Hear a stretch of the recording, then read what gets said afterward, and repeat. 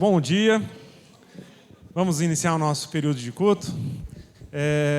Somente deixar algumas comunicações importantes das atividades da igreja aí para a semana e para as próximas semanas, né?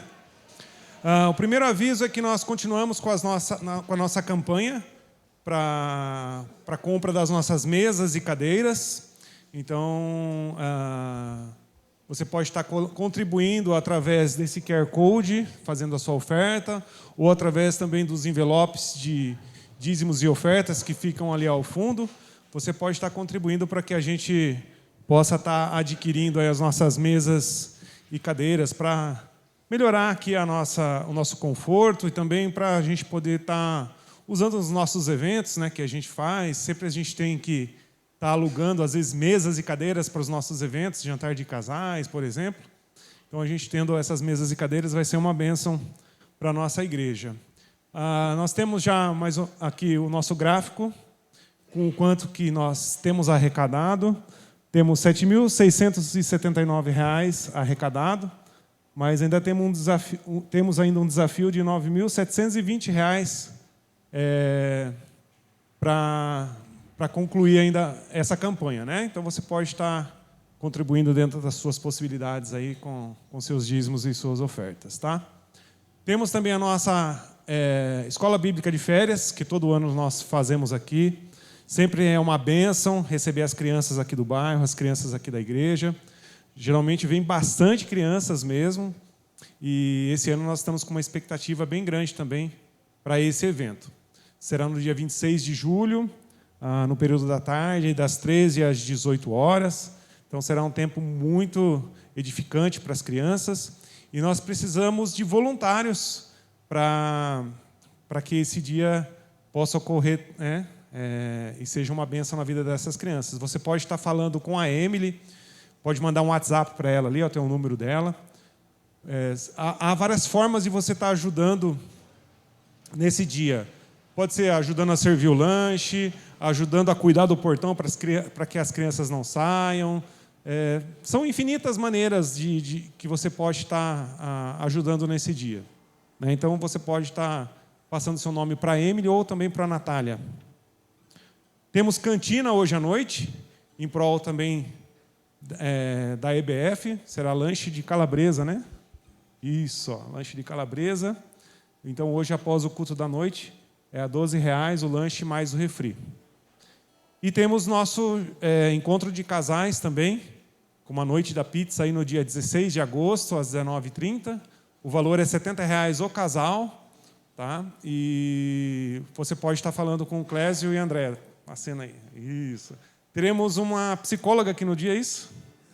Com uma palestra também para os casais. Então, com certeza vai ser uma bênção. Você pode estar conversando aí com o Clésio e a Andréia para passar o seu nome.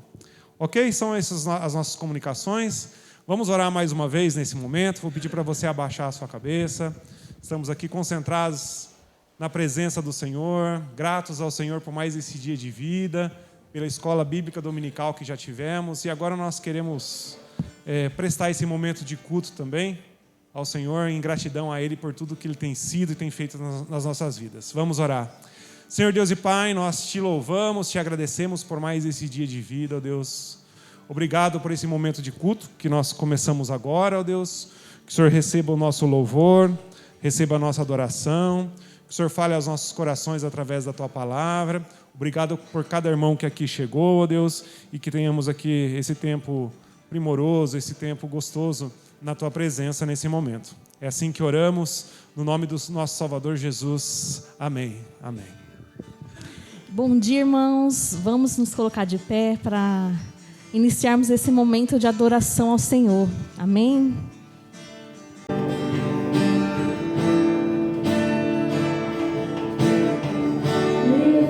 Levantamos as mãos, sua alegria nos fortaleceu.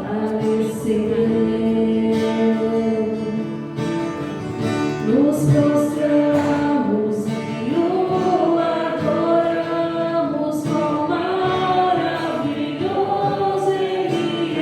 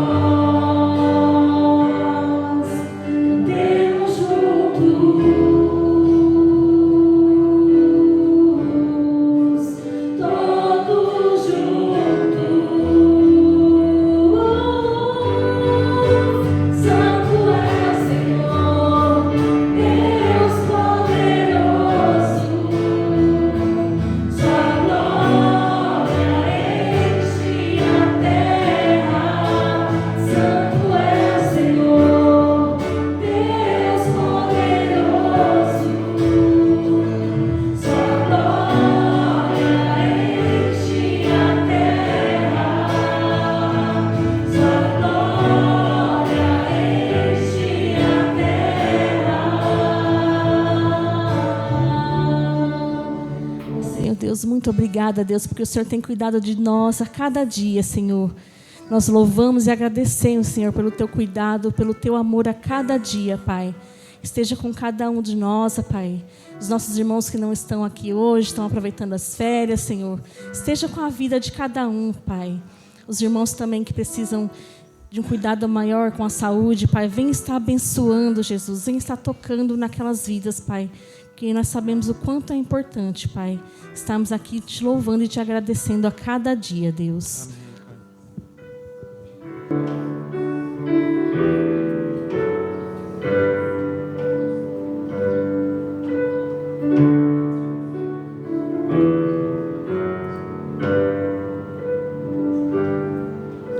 Jesus é o centro de tudo que há. Jesus é o centro de tudo que há. O início e o fim, desde a eternidade, tudo é sobre Jesus.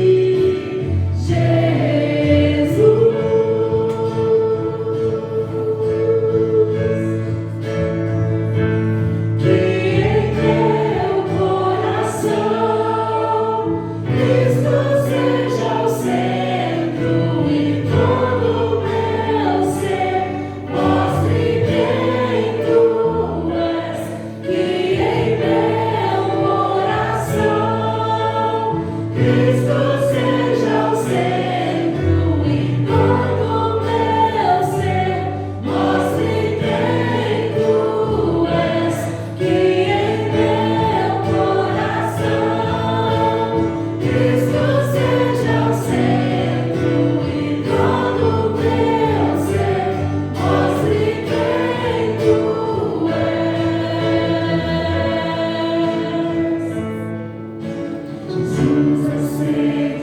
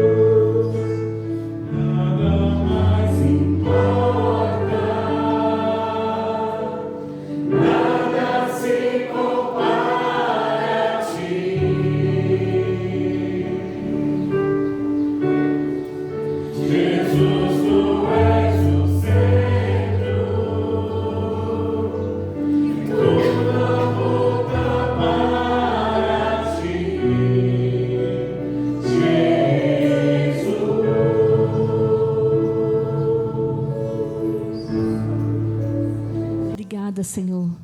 Muito obrigada, meu Deus, por esse momento de louvor, Pai. Venha estar nos preparando agora, Senhor, para a mensagem, Pai. Que ela venha de encontro aos nossos corações, ó Deus. E nós agradecemos em nome de Jesus. Amém. Amém. Chama o irmão Juliano.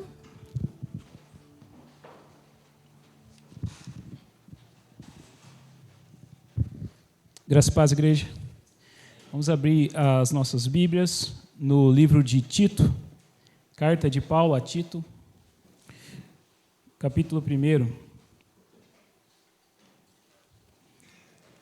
A carta de Tito fica logo depois das cartas a Timóteo, lá no finalzinho do Novo Testamento.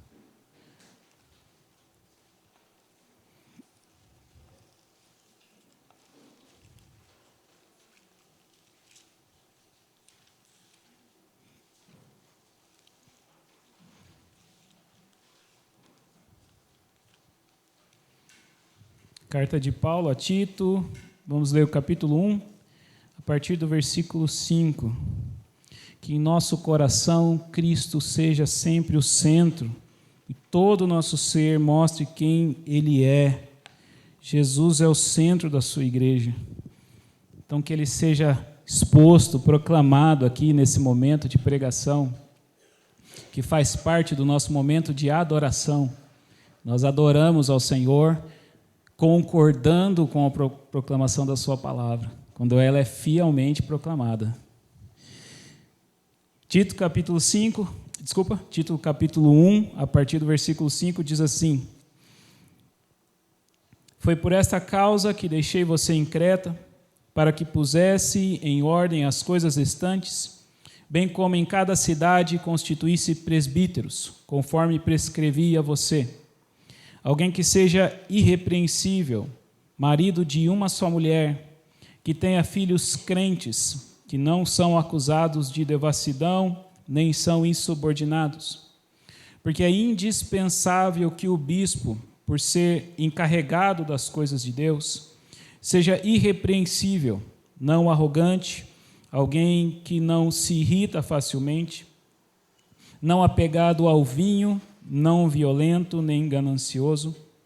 Pelo contrário, o bispo deve ser hospitaleiro, amigo do bem, sensato, justo, piedoso, deve ter domínio de si, ser apegado à palavra fiel que está de acordo com a doutrina, para que possa exortar pelo reto ensino e convencer os que contradizem este ensino.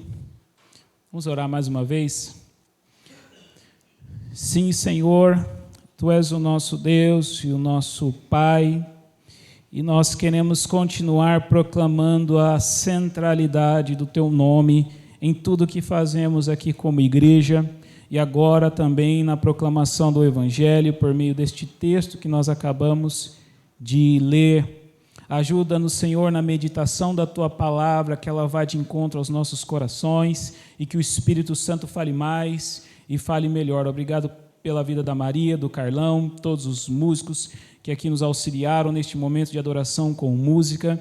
E agora usa a minha vida neste outro momento de adoração, da proclamação da Tua palavra, que ela seja fielmente pregada, fielmente assimilada, fielmente aplicada nas nossas vidas, proclamada, concordada, louvada, glorificada nessa manhã.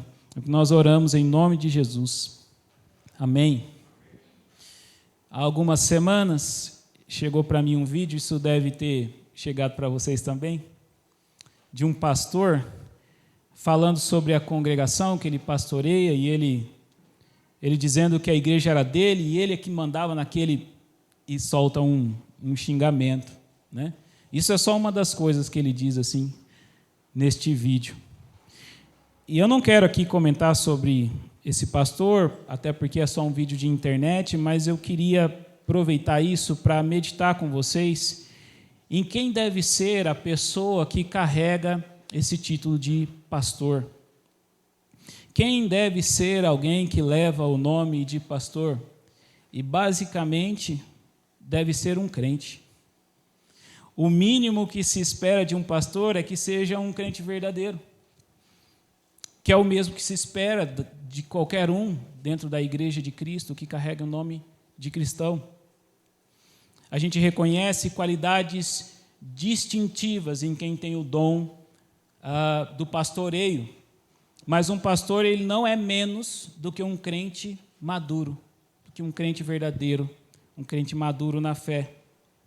Por isso, enquanto nós vamos meditar aqui nessas qualidades que Paulo coloca para aqueles que exercem o pastoreio, nós vamos ver as qualidades que se espera encontrar na vida de todo crente que está crescendo na fé. Então, que o Senhor use essa meditação, tanto para a gente poder reconhecer os lobos devoradores em meio àqueles que se dizem pastores do rebanho de Cristo, mas também para nós, como rebanho, crescermos nas virtudes de Cristo que são produzidas em nós pelo Espírito Santo. Amém? Esse texto que a gente acaba de ler, Paulo está nele basicamente instruindo a Tito sobre a instituição dos presbíteros nas igrejas espalhadas pela ilha de Creta. A Bíblia utiliza pelo menos 3 termos para se referir ao ofício pastoral, aos pastores locais das igrejas. O termo presbítero, o termo bispo e, indiretamente, o termo pastor, porque esse cargo é mencionado como alguém que pastoreia o rebanho de Deus. E estes termos, eles são usados de forma intercambiável entre os autores bíblicos, indicando que eles se referem ao mesmo ofício de liderança da igreja local. Mas, apesar de serem intercambiáveis, cada um desses termos ele vai destacar um aspecto da pessoa do pastor ou um aspecto da tarefa do pastor.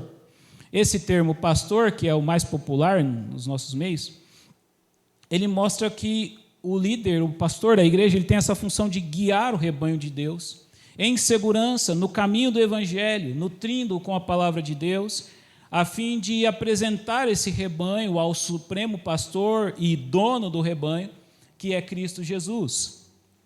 O termo bispo também destaca esse aspecto de supervisor, de protetor do rebanho contra os lobos, contra os falsos ensinos, contra tudo aquilo que busca corromper os crentes.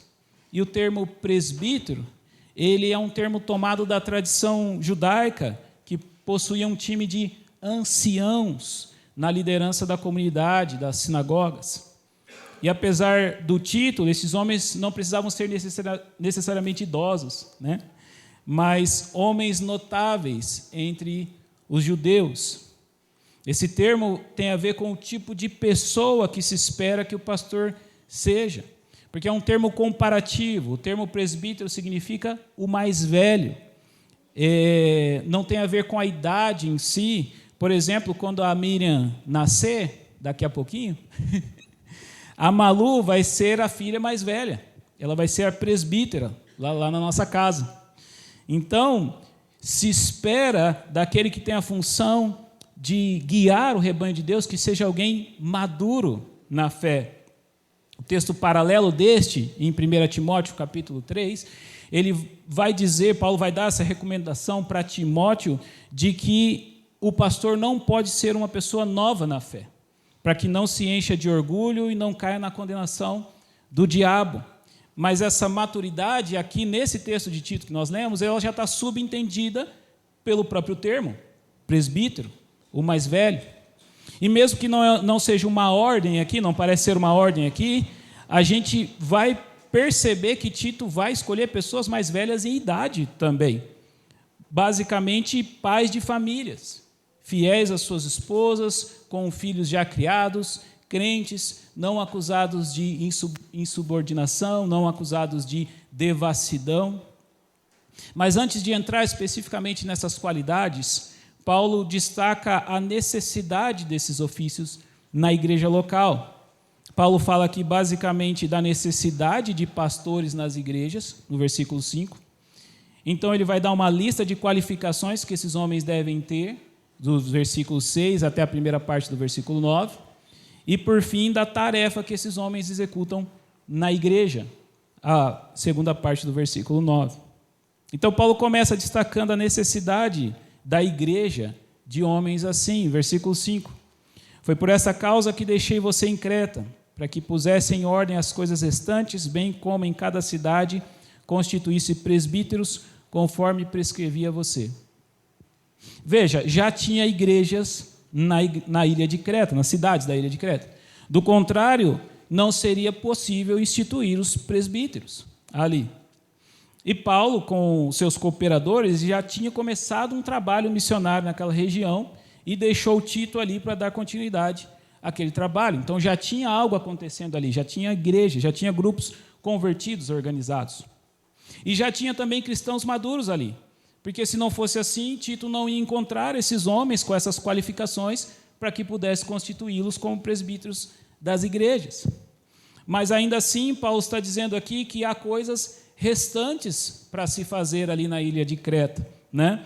Paulo deixou Tito ali por causa dessas coisas. E dentre essas coisas restantes está o estabelecimento de presbíteros ou de pastores. Para Paulo e para o Espírito Santo que inspirou o apóstolo para escrever esse texto, pastores não são opcionais numa igreja, são necessários. Uma igreja sem pastores é uma igreja onde falta alguma coisa. E aqui nós vemos que a igreja não é um clube. A igreja não se organiza por questão de conveniência ou baseado em alguma técnica sofisticada de administração. Embora tudo isso seja necessário, seja apoio administrativo para a igreja, mas a igreja é organizada pelo Senhor da igreja. Nós organizamos assim a nossa igreja porque nós cremos que é a melhor forma de cumprirmos com as Escrituras. O nosso governo é democrático e as nossas questões são decididas em assembleias, não para cumprir uma obrigação com o cartório, mas porque nós cremos que o Espírito Santo ele age por meio da igreja e que quando a gente delibera as coisas aqui em assembleia, o próprio Senhor já deliberou a mesma coisa no céu e cumpre essa decisão por meio da deliberação da igreja. É por isso que nós fazemos as coisas assim da forma como nós fazemos. Portanto, a igreja identifica os dons ministeriais em seus membros e os encaminha para o concílio, por exemplo, porque ela crê que Deus cumpre com a sua palavra, dando dons aos seus membros e levantando homens de Deus para pastorear a sua igreja. Pastores não são um luxo da igreja. O ministério pastoral não é um prêmio de honra ou mérito para um cristão, mas também não precisa ser um fardo. O ministério pastoral é uma necessidade da igreja que Deus dá para suprir essa necessidade. Então, Paulo continua aqui destacando as qualidades que estes homens devem ter, versículos 6 até a primeira parte do versículo 9. Alguém que seja irrepreensível, marido de uma só mulher, que tenha filhos crentes que não são acusados de devassidão, nem são insubordinados. Porque é indispensável que o bispo, por ser encarregado das coisas de Deus, seja irrepreensível, não arrogante, alguém que não se irrita facilmente, não apegado ao vinho, não violento nem ganancioso.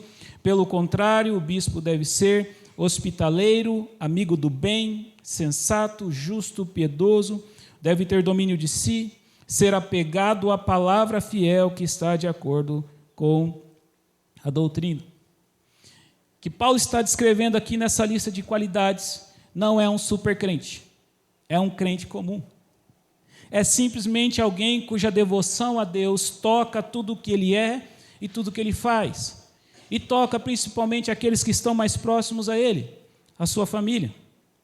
Paulo destaca que o pastor deve ser alguém irrepreensível. E ser alguém irrepreensível não significa ser perfeito ou ser impecável.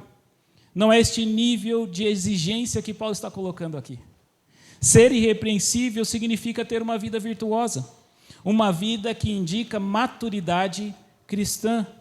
Essa maturidade, ela deve se mostrar na família, na sua fidelidade à sua esposa, e como ele educa seus filhos, e como a sua fé influencia a sua casa.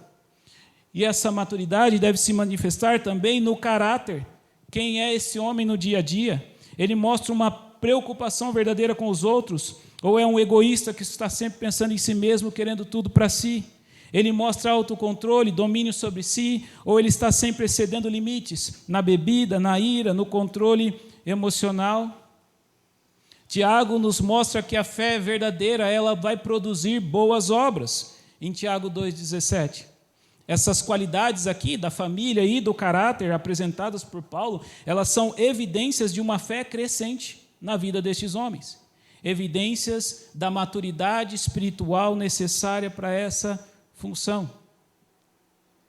Infelizmente, o que tem acontecido nos nossos dias, e isso acaba sendo um efeito colateral dos abusos sofridos nas igrejas, que a gente viu bastante aqui na série que o pastor Cacá, o pastor Ranieri trouxeram aqui, são pessoas feridas saindo das suas igrejas e começando a se reunir em grupos nas casas, porque não conseguem se integrar a uma outra comunidade de fé, ou porque já não conseguem mais confiar em ninguém e por isso estão ali só confiando naquele pequeno grupo. E acontece que após um tempo de reunião informal, este grupo ele vai querer se organizar em igreja. E essas pessoas que estão se organizando em igreja, elas não foram tratadas, não foram acompanhadas por um pastor maduro, por uma igreja amorosa, e acabam fazendo as coisas em cima dos traumas que eles carregam das igrejas que eles passaram e que sofreram. E, tragicamente, por conta desses traumas, vão acabar repetindo os mesmos abusos que eles sofreram, ou até provocando abusos piores. Não se espera que os cristãos em geral, ou os seus líderes, sejam pessoas perfeitas, mas espera-se que estejam bem. Espera-se que sejam crentes maduros. E crentes cuja motivação para fazer o que fazem, para serem quem são, é a sua devoção a Deus, como nós cantamos aqui. O que eles querem é que Cristo seja o centro. Eles não estão só preocupados em não fazer e repetir as coisas que eles sofreram na igreja anterior. Essa não deve ser uma motivação para ser pastor ou para abrir uma igreja. A motivação deve ser o nome de Cristo ser engrandecido, deve ser um coração cheio de amor e devoção a Cristo. Deve ser um desejo insaciável de fazer o nome de Cristo ser engrandecido, o Evangelho ser pregado com fidelidade. Pessoas que amam ao Senhor, pessoas que vivem para a sua glória.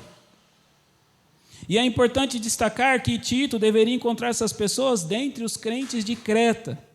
E Creta é uma ilha que ela é famosa por sua corrupção. Há evidências externas disso, mas a gente tem aqui no próprio no versículo 12, Paulo citando um poeta da época dos cretenses, que ele diz o seguinte sobre os cretenses: são sempre mentirosos, feras terríveis, comilões preguiçosos. E Paulo diz que ele está certo. Paulo diz que esse testemunho é verdadeiro, mas o Evangelho chegou aos cretenses e transformou aqueles que creram, que agora são luz no mundo e sal da terra, são uma cidade edificada sobre o monte ali na ilha de Creta. E dentre esses transformados pelo Evangelho, Tito constituiria alguns como presbíteros da igreja. Essas qualidades não são exclusivas dos pastores, dos presbíteros, dos bispos. Espera-se encontrar essas qualidades na vida de todos os crentes. Por exemplo, nos versículos 11 e 12 do capítulo 2, Paulo diz que a graça salva todo tipo de gente e que também educa para uma vida sensata, justa e piedosa. E essas três qualidades são as mesmas que nós lemos aqui no versículo 8, para o bispo.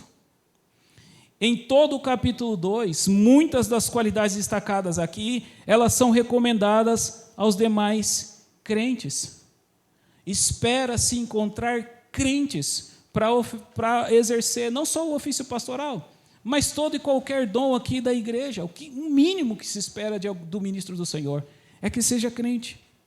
Mas tem sim uma qualidade distintiva que esse ofício exige, no final do versículo 9. Ser apegado à palavra fiel que está de acordo com a doutrina. Essa é a qualidade de alguém dedicado à palavra de Deus, que se devota às Escrituras, um servo da palavra, um zelador da palavra de Deus na igreja. Paulo vai acrescentar, de acordo com a doutrina.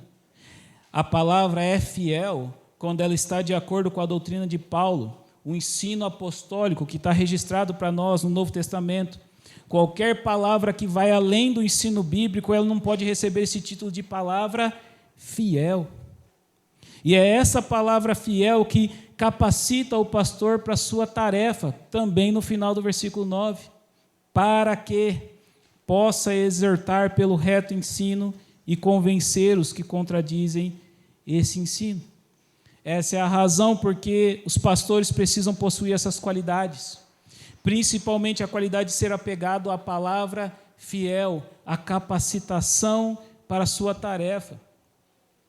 No versículo 7, Paulo trocou o título, né? Ele começou chamando de presbítero, mas disse que era bispo, supervisor. Paulo quer destacar a função desses homens de supervisionar o rebanho de Deus. Paulo acrescenta que o bispo é um encarregado de Deus. O encarregado ou o supervisor de alguma coisa, ele não é o dono daquela coisa. É alguém abaixo do dono, é o encarregado. O sucesso do trabalho do encarregado é a satisfação do dono. Né? Você tem encarregado, Silvio? Você chegar no seu encarregado lá e falar, faz assim, ele ia falar, não, eu vou fazer diferente porque o Silvio não sabe de nada. Ele é um mau encarregado, se fizer isso. O sucesso do trabalho dele é o dono estar satisfeito e ver que tudo saiu conforme aquilo que ele mandou, conforme a sua vontade. Tudo foi feito conforme o projeto do dono. O supervisor não mudou nada por sua própria conta, mas respeitou a vontade e a determinação do dono. Esse é o trabalho do encarregado. É por isso que os pastores devem ser apegados à palavra de Deus, porque esse é o projeto do dono, o Evangelho, para que possam pastorear o rebanho de Deus como Deus quer. E a função do pastor é dupla, é exortar pelo reto ensino e convencer os que contradizem este ensino. A primeira função tem a ver com a vida da igreja, tem a ver com a saúde dos crentes. Essa palavra exortar, ela tem o sentido de aconselhar, de corrigir, de animar.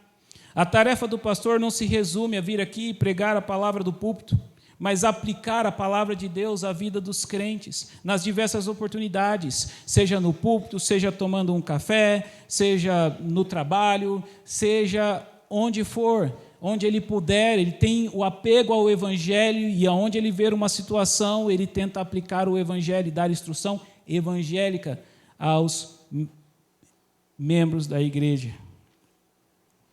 E essa segunda função tem a ver com a proteção dos crentes da ameaça dos falsos mestres. O pastor ele deve estar pronto para responder aos opositores e para corrigir os falsos ensinos disseminados na igreja.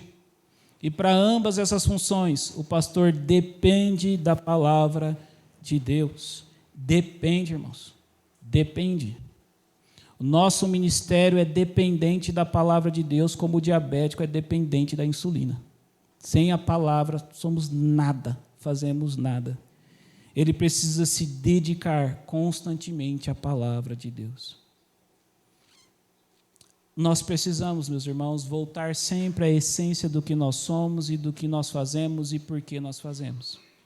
Porque é muito fácil, como no caso da igreja de Éfeso, lá em Apocalipse, a gente ter zelo teológico, ter boas obras e abandonarmos o primeiro amor. Que bom que nós cantamos essa canção. A gente podia cantar lá de novo depois da pregação. Que Cristo seja o centro. É muito fácil nós perdermos essa dimensão espiritual do ministério cristão e até da vida cristã, e só fazer aquilo que a gente sempre fez, porque faz parte da nossa rotina. Mas nós somos crentes, e isso é tudo que nós devemos ser. Toda a capacitação para exercer o ministério, toda a sabedoria para reconhecer os dons que Deus nos dá, todo o sustento financeiro, tudo isso é dado pelo Senhor da obra, Jesus. Não somos ovelhas perdidas caminhando por aí sem pastor. Cristo está conosco todos os dias até a consumação dos séculos. Semana passada, um irmão perguntou para mim e falou que estava assumindo o cargo de ministro de louvor numa igreja, na igreja dele, e ele perguntou para mim qual o conselho que eu dava. Eu disse: seja crente. Que a igreja mais precisa de você é que você seja crente. Ore, devote-se pessoalmente à palavra, dedique-se à palavra de Deus e olhe para a sua própria vida, cresça na fé em Cristo Jesus. Seja autêntico com você mesmo. Isso é o que a sua igreja mais precisa de um ministro de louvor. Paulo, falando aos Gálatas, dá a entender que as obras da carne elas são evidentes. Não é preciso muito esforço para você saber quando uma atitude, uma postura, uma ação, uma reação ou uma omissão são resultado da nossa natureza pecaminosa e quando elas são resultado da obra do Espírito Santo nas nossas vidas. É fácil. A gente tem condição de saber quando uma pessoa é crente, quando uma pessoa é descrente, meus irmãos. Até porque é a avaliação que nós fazemos de nós mesmos. Se você não tem condição de dizer que alguém é crente ou descrente, como você sabe que você é crente? Não é? Nós oramos por nós mesmos para crescer na fé. A gente identifica pontos nas nossas vidas que nós precisamos crescer. Nós queremos ser cristãos maduros, nós queremos nos afastar cada dia mais da nossa velha vida que ficou para trás e crescer nessa nossa nova vida, nessa nova identidade em Cristo Jesus. Nós queremos crescer à imagem do nosso irmão presbítero, do nosso irmão mais velho, Jesus. A semelhança de Cristo, esse é o alvo da santificação, este é o alvo do crescimento cristãos, queremos ser como Ele é. Somos dia a dia conformados à imagem daquele que mais serviu a igreja, entregando-se por ela na cruz do Calvário, daquele que é perfeitamente irrepreensível, perfeitamente manso e humilde, perfeitamente hospitaleiro, perfeitamente amigo do bem, sensato, justo, piedoso, moderado, e ninguém é tão apegado à palavra fiel quanto o Filho de Deus, que é a própria palavra de Deus encarnada. E é isso que nós queremos. Olhamos para Ele como aquelas crianças que se fantasiam de Homem-Aranha, porque quando vem o Homem-Aranha, elas ficam encantadas com o Homem-Aranha pulando, saltando, jogando teia, né?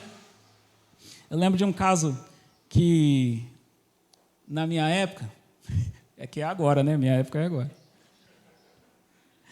O pessoal falava que o Homem-Aranha era do diabo, né?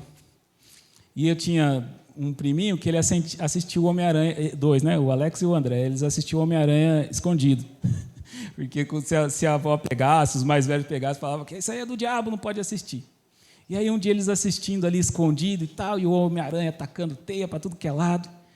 Aí o André, que é o menorzinho, falou assim: ô Alex, pensa a verdade, isso aí é de Deus. Acho que ele falou assim: como é que pode ser do diabo e ter todo esse poder, toda essa glória aí? Eu acho que ele estava certo. E aí, claro, a criança vê o Homem-Aranha lá e tal, ela quer ser como ele, ela quer a roupa do Homem-Aranha, ela quer vestir, ela sai por aí jogando teias imaginárias. Irmãos, nós queremos ver Jesus, nós queremos ser como Jesus, nós olhamos para Ele e vemos Ele glorioso, e cada dia mais elogio para nós é dizer: você está mais parecido com Cristo. Que todos nós, independente da nossa função no corpo de Cristo, nós sejamos apegados à palavra de Deus. E nós tenhamos condições de aplicar o Evangelho a diversas circunstâncias das nossas vidas e da vida dos nossos irmãos.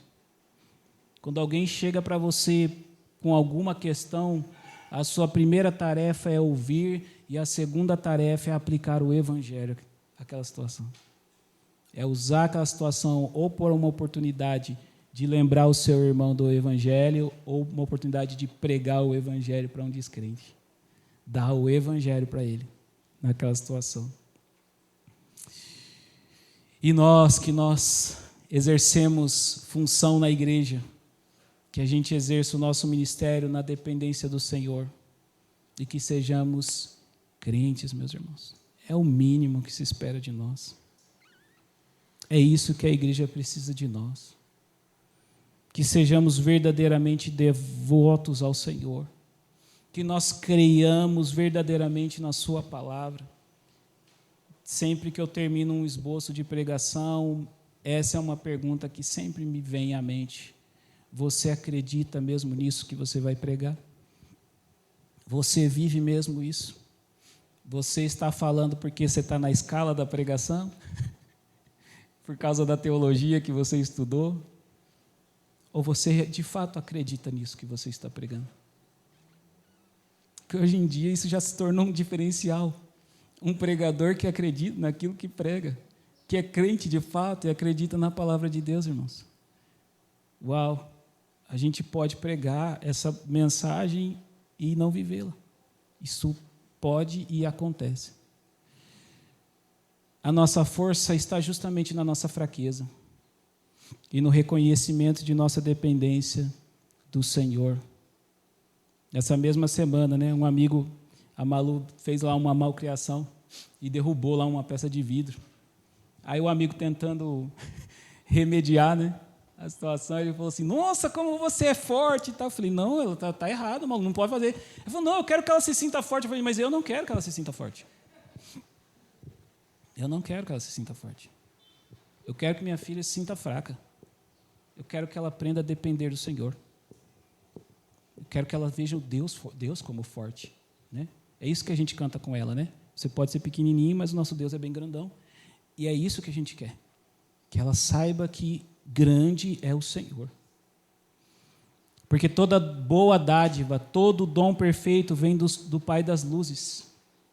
É o Senhor que nos dá pastores e mestres, com vistas ao aperfeiçoamento dos santos para o desempenho do seu serviço para a edificação do corpo de Cristo, até que todos cheguemos à unidade da fé e do pleno conhecimento do Filho de Deus, ao estado de pessoa madura, à medida da estatura da plenitude de Cristo, para que não mais sejamos como crianças, arrastadas pelas ondas e levados de um lado para o outro por qualquer vento de doutrina, pela artimanha das pessoas, pela astúcia com que induzem ao erro, mas seguindo a verdade em amor, cresçamos em tudo naquele que é a cabeça, Cristo, de quem todo o corpo bem ajustado e consolidado pelo auxílio de todas as juntas, segundo a justa cooperação de cada parte, efetua o seu próprio crescimento para a edificação de si mesmo em amor. Isso é o que nós somos, corpo de Jesus, e é isso que nós estamos fazendo aqui quando a gente senta, louva e ouve a palavra de Deus, crescendo em tudo naquele que é a cabeça, Cristo Jesus. Quero chamar o louvor aqui, vamos cantar de novo? Vamos fazer desse hino essa nossa oração em resposta a essa palavra, que Jesus seja o centro, e depois nós oramos encerrando o nosso culto.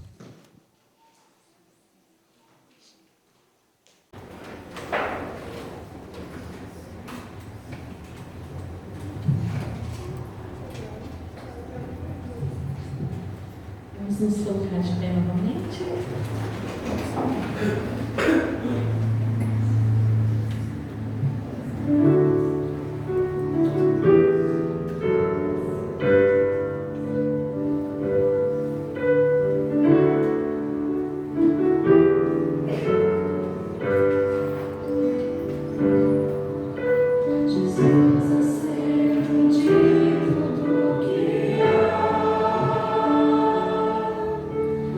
Jesus é centro de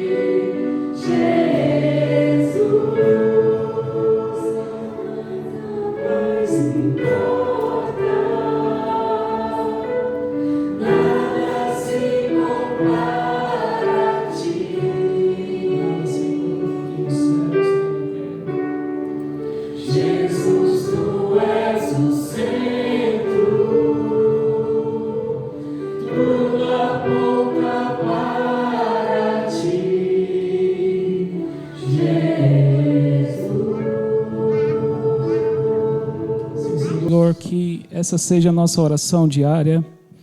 Jesus ser o centro da nossa vida, Deus.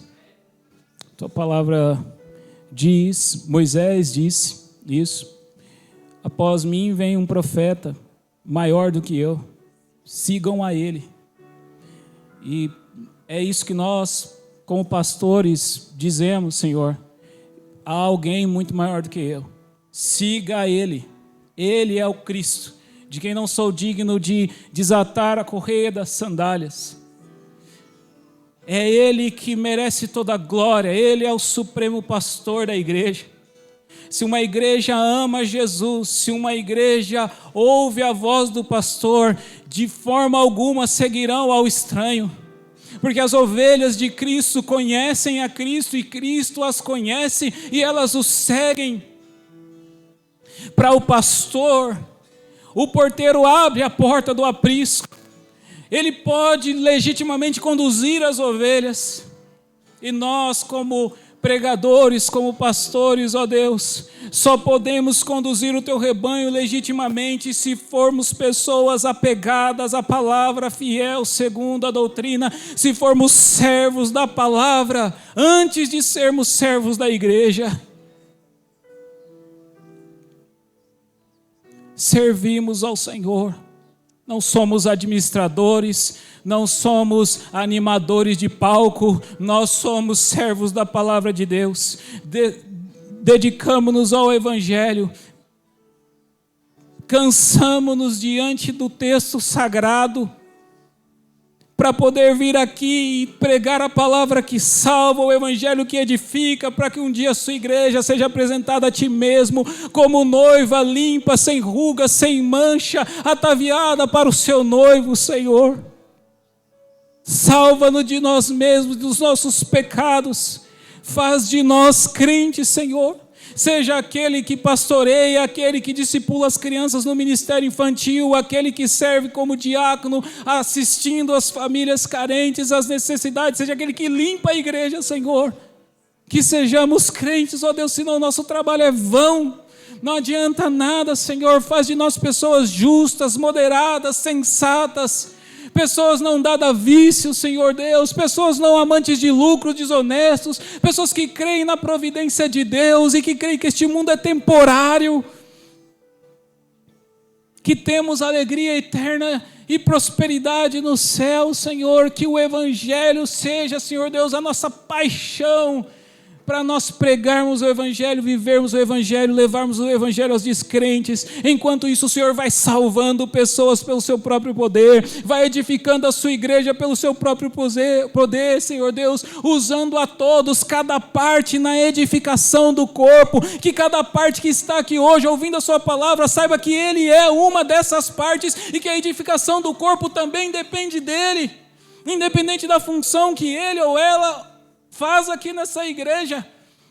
Pastores são apenas guias, o rebanho edifica a si mesmo, olhando para Jesus Cristo e cada um cumprindo a sua tarefa, a sua função. Somos igreja, somos crentes, é isso que nós queremos ser aqui e principalmente dentro da nossa casa, com as nossas famílias, no nosso caráter, Deus. Isso é minha oração por essa igreja que eu amo tanto, a Igreja Batista Vida Nova em Nova Odessa. Por cada um dos meus amigos e irmãos que está aqui, Deus. Edifica-nos no Evangelho, na Tua Palavra. Faz de nós crentes maduros que crescem à imagem de Teu Filho Jesus. Despede-nos em paz e que nós possamos retornar aqui à noite para continuar glorificando e exaltando Teu nome. Em nome de Jesus. Amém.